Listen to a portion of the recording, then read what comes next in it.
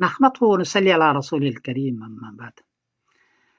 حضرت امی عائشہ رضی اللہ تعالیٰ عنہ حضرت معاویہ رضی اللہ تعالیٰ عنہ کے اختلاف حضرت علی رضی اللہ تعالیٰ عنہ سے ہے، اور سلمان ندوی صاحب اس کو خوب بیان کر رہے ہیں۔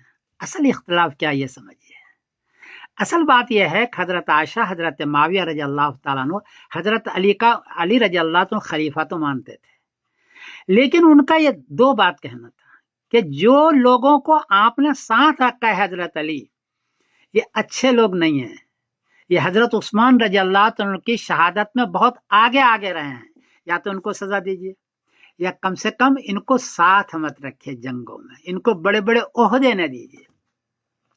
حضرت علی رضی اللہ عنہ مثلا مالک اشتر کو بڑا عہدہ تھا، فوج کا کمانڈر تھا، شمرجی جوشن صفین میں فوج کا کمانڈر تھا، اور ان لوگوں کا کارنامہ آپ دیکھ لیجئے کتنا خطرناک ہے۔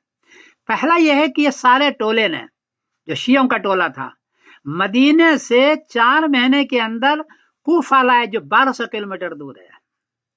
وہاں حضرت عائشہ رضی اللہ عنہ جنگ کرنے کے لیے نہیں گئی تھی، اپنی جان بچانے کے لیے گئی تھی، اس نے صلح کر لی، لیکن اس کے باوجود بھی رات میں تیر برسا اور جنگ جمل زبردستی ان لوگوں نے کروایا۔ یہ سارے مالک اشتر اور اس کے شیعوں نے کیا ہے۔ وہاں سے جب فارغ ہوئے تو صفین لے گئے، یہ 1500 کلومیٹر ہے۔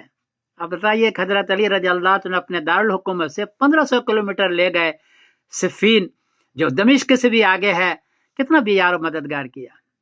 پھر انہی لوگوں نے حضرت علی رضی اللہ عنہ کو شکست دلوائی جنگ صفین میں، جی انہی لوگوں نے۔ پھر جب وہ شکست کھا گئے تو پھر 10,000 آدمی شیعہ حضرت علی سے الگ ہوئے خوارج کے نام پر، اور جنگ نہروان کروائی حضرت علی کے مقابلے میں۔ پھر انہی شیعوں نے حضرت علی رضی اللہ تعالیٰ عنہ کو شہید کیا، شیعوں نے کیا ہے، کسی سنی نے نہیں کیا ہے۔ پھر اسی نے حضرت حسن رضی اللہ عنہ کے جانگ میں خنجر مارا، ان کو شہید کیا، کسی سنی نے نہیں کیا، شیعوں نے کیا ہے۔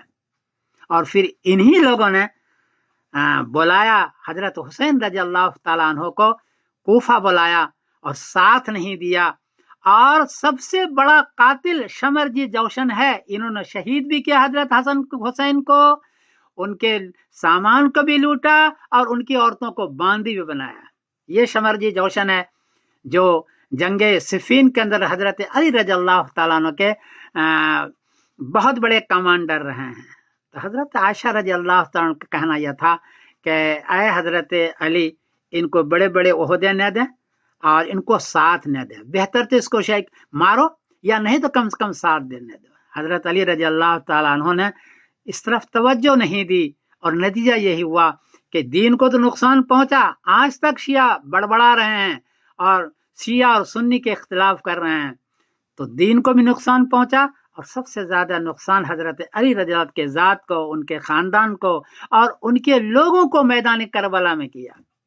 اب دیکھیں گے کسی سنی نے یزید تو بہت دور تھا، لیکن اصل مارنے والے شمرجی جوشن ہے جو شیعہ ہے، یا انہی کے لوگ جو شیعہ ہے۔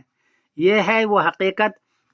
حضرت عائشہ اور حضرت معاویہ رضی اللہ عنہ نے اختلاف یہ نہیں تھا کہ آپ کو خلیفہ نہیں مانتے، بلکہ یہ تھا کہ ان کو ساتھ مت رکھو ہے حضرت علی۔ لیکن بس یہ ایک بات ہو گئی، حضرت علی رضی اللہ عنہ توجہ دیتے تو یہ بات نہیں ہوتی۔ اصل مسئلہ یہ ہے۔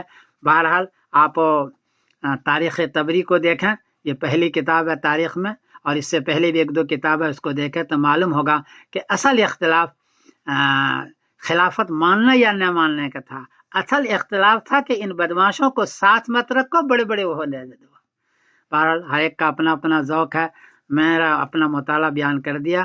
آپ حضرات اہل علم ہے، آپ بھی غور فرمائیں کہ اصل اختلاف ہے۔ میں سمیر الدین قاسم بول رہا ہوں مانچسٹر انگلینڈ سے۔ کوئی غلطی ہوئی تو معاف کرنا۔ آج کل سلمان ندوی صاحب اس کو بہت چھیڑ رہے ہیں، لیکن ان نقطوں پر وہ غور نہیں کر رہے ہیں۔